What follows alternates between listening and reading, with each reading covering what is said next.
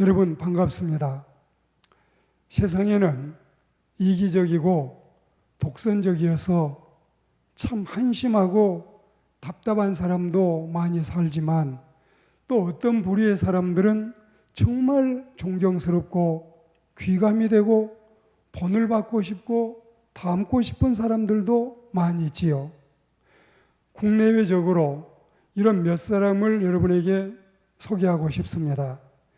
기독교의 구주는 당연히 예수님 뿐이지만 우리는 사람을 통해서도 배울 점이 참 많습니다. 최근 일간지에 소개된 내용을 보면 갑주사의 훈련병 중 한 명이 엄청 성실하면서도 조금 둔했던 모양입니다. 훈련 기간에 얼차려도 많이 받았고 매도 많이 맞고 이런 사람은 제 군대 생활 때처럼 꼭 고문관이 되기가 십상이지요. 나중에 부모님이 면회날 훈련소에 예고도 없이 현 육군 중장이 나타나서 훈련소 장교들이 도대체 저분은 누구의 아버지냐 소동이 일어났었대요. 그제서야 그렇게 힘들게 훈련을 받고 고생했던 훈련병이 제 아버지라고 실토했는데 당시만 해도 백을 쓰면 용산 미군 부대나 의무병으로 빠졌지만 그 청년은 군기가 시엔 그 모든 군대 생활을 다 하고서 전역을 했다고 합니다. 참 멋있는 아버지, 멋있는 아들이지요. 이런 사람은 진정한 고문관이 아니고 이런 사람은 정말 군대 생활의 부적응자가 아니라 참 모범적인 사례에 속합니다. 그리고 또 한 젊은이의 이야기인데요. 육군 고위 장성이 월남전선 때 시찰을 했습니다. 그 당시 그 아들이 병사로 참전하고 있었는데 그가 장군의 아들인 줄은 아무도 몰랐다고 합니다. 파병부대 진지에서 장군 아버지와 쫄병 아들 부자가 짧게 만났다는 소문이 뒤늦게 돌면서 군인들의 사기가 충천했다고 합니다. 그러나 이보다 더욱 감동스러운 것은 우리 주님의 모습이지요.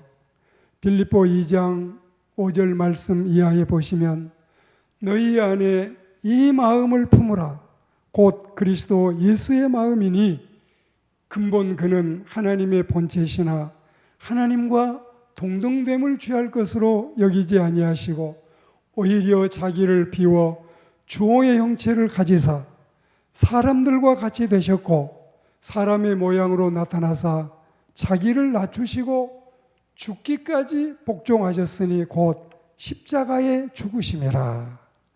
이렇게 말씀했어요.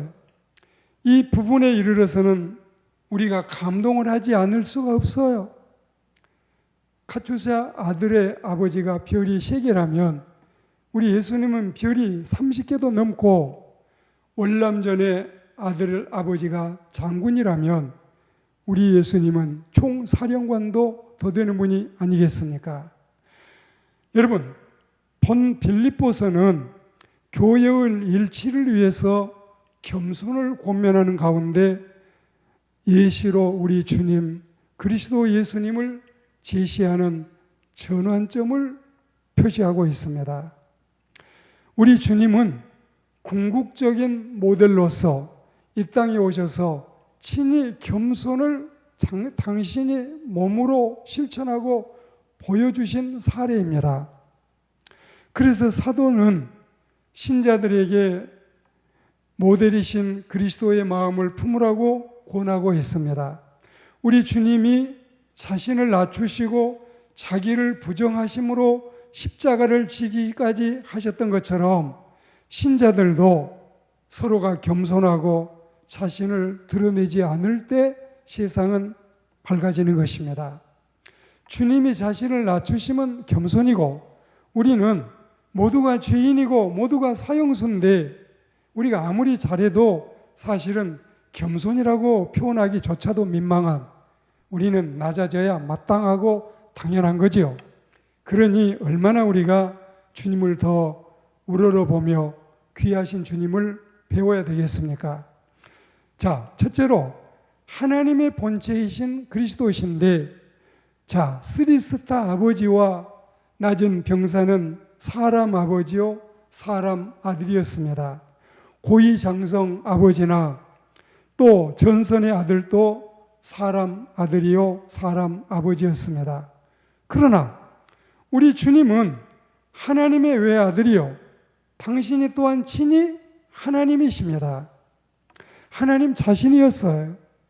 그는 근본 하나님의 본체시나 여기 본체에 해당하는 헬라어 모르페는 하나님의 외적인 형체와 영광이 동일시된다는 의미와 더 중요한 것은 하나님의 본질적인 속성과 하나님의 본질적인 성품을 가진 예수님으로 받아들이면 되겠습니다. 그러니까 하나님, 예수님은 같은 하나님이시란 뜻이에요. 이 말씀의 뜻은 하나님의 본체 안에서 존재하신다 이 뜻으로서 예수님은 하나님과 분리된 상태가 아니라 하나님께 속한 하나님의 본질을 소유한다고 믿게 하십니다. 그리스도는 본래 하나님의 본체로서 하나님과 동등이십니다.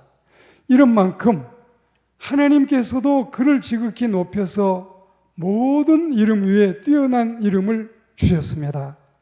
이 말씀은 그리스도께서 전 인류를 다스리시는 주권을 소유하신 분이심을 분명히 하고 있어요. 그리고 2장 10절 말씀에 하늘에 있는 자들과 땅에 있는 자들과 땅 아래에 있는 자들로 모든 무릎을 예수의 이름에 꿇게 하시고 이렇게 말씀했지요. 그리고 11절에는 모든 입으로 예수 그리스도를 주라 시인하여 하나님 아버지께 영광을 돌리게 하려 하시니라. 하나님께서 예수 그리스도를 높여 주라는 이름을 주신 목적은 모든 피조물들로 하여금 예수 그리스도 앞에 복종시켜 주로 섬기게 하기 위함이었습니다. 그리스도께서 주시기 때문에 모든 천하 만물이 그에게 복종해야 합니다.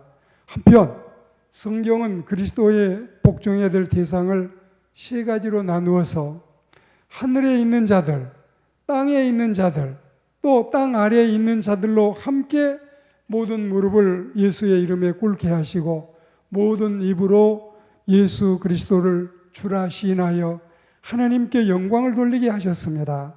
우리도 하나님의 본체이신 그리스도 앞에 모든 영광을 드리는, 모든 영광을 돌려드리는 신실한 하나님의 백성들이 되기를 주의 이름으로 권면합니다. 그리고 두 번째는 사람의 형체를 입으신 그리스도이십니다. 앞서 우리는 하나님의 본체로서 하나님과 동등하신 그리스도를 들었습니다. 그러나 이 그리스도는 타락한 우리 인간들의 구원을 위해서 하나님과 동등됨을 포기하시고 종의 형체를 취하셨습니다.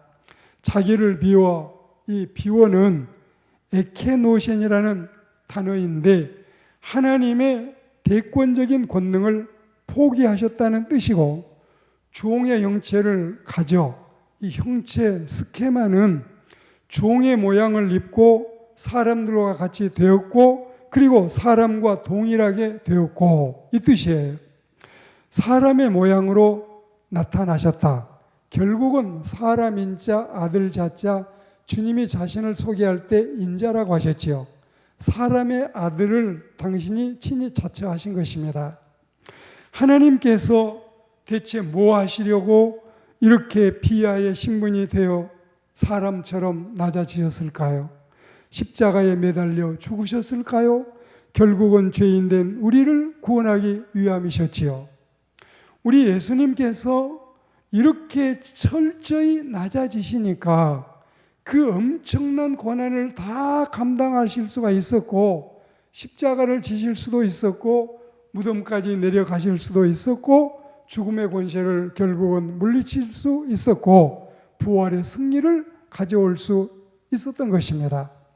오늘 여러분들은 참 신령한 말씀을 듣는데 또 신비로운 말씀을 듣는데 예수님이 하나님이시라는 말씀은 삼위일체 교리가 있고, 예수님이 사람이 되셨다는 말씀은 도성인신, 인카네이션, 하나님이 사람 대신 신비하고 오묘한 진리를 알게 되는 것입니다. 우리도 주님의 낮아지심, 주님의 겸손하심을 배워야 되겠습니다. 창조주께서 사람의 형체를 입으셨으니 놀랍지요?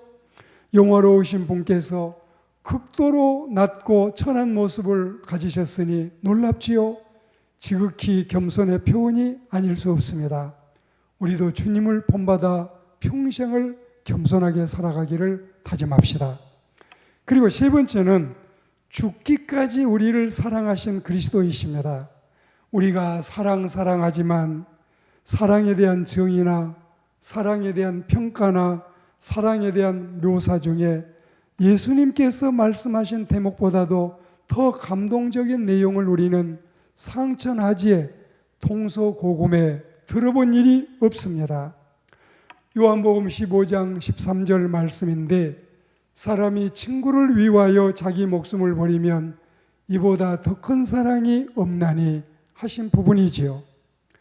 요나단은 어떤 의미에서 보면은 자기 친구 다윗을 위해서 자기 목숨을 내놓을 만큼 요나단이 다윗을 사랑했지요. 물론 다윗도 그에 못지않게 요나단을 사랑해서 그의 사후에도 가족을 다 챙기는 이런 아름다운 모습을 보여주고 있지요. 그런데 다윗이 요나단을 사랑하고 요나단이 다윗을 사랑하는 이 사랑 속에 인간의 사랑이 들어있다면, 주님이 우리를 사랑하시는 이 감동적인 사랑은 에로스나 스톨게나 필리아가 아닌 아카페의 사랑이 아니겠습니까? 우정적이지도 않고 또 본능적이지도 않고 또 여러분 이 에로스 남녀 간에 이성적이지도 않는 헌신적인 희생적인 아카페의 사랑을 우리에게 주신 것입니다. 실제로 우리 예수님은 우리를 위해서 그리고 만인을 위해서 이렇게 하셨잖아요. 사람의 희생도 큰데 예수님의 희생은 얼만큼 더 고귀하겠습니까? 무릇 비유라고 하는 것은 곁으로 던진다는 뜻이잖아요. 이 패러볼, 파라볼레, 이거는 오직 하나밖에 없는 독특한 하늘의 진리지만 사람들이 알아들을 수 있도록 이를 설명하기 위해서 땅에서 벌어진 어떤 일들을 넌지시 곁에 던져서 진리를 깨우치고 알게 하는 그런 주님의 방법이지요. 14세기 100년 전쟁 당시에 영국에서 가까운 프랑스의 북부도시 칼레가 영국군에게 포위를 당한 일이 있었지요. 칼레 시민들은 이 영국의 거센 공격을 처음에는 잘 막아냈지만 결국은 양식이 떨어져서 1년 만에 항복을 할 수밖에 없게 됐습니다. 그리고 영국 국왕 에드워드 3세에게 자비를 구하는 항복 사절단을 보냅니다. 이때 국왕은 모든 시민을 살려주겠다면서도 그 대신에 반항에 대해서 누군가는 책임을 져야 된다. 전체 시민의 생명을 대신해서 죽을 사람 6명을 뽑아 목에 밧줄을 걸어 데리고 나오라고 요구를 했습니다. 이렇게 항복하는 마당에 이런 요구를 하는 걸 보면 잔인한 생각도 들지만 그들의 법칙이 그러했던가 봅니다. 이런 상황에서 목숨을 내놓을 사람이 과연 있을까요? 칼레 시민들은 큰 혼란에 빠졌습니다. 모두 나서지 못하는 상황에서 그런데 말이지요. 그 도시의 최고 부자가 먼저 나섰습니다. 내가 죽겠다고. 내가 여러분을 살리고 희생을 하겠다고. 그러자 이어서 시장과 변호사 등이 죽을 수를 채워냈습니다. 6명이었지요.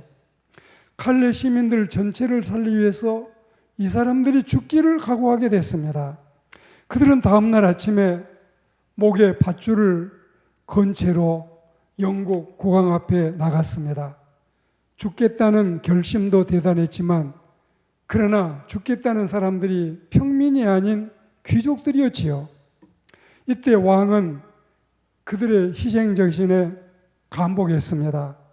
게다가 마침 임신 중이던 영국 왕비가 임신 중에 사람을 죽이는 것은 아이에게 좋지 않다고 간청을 하자 왕도 결국 이들을 살려주게 됩니다.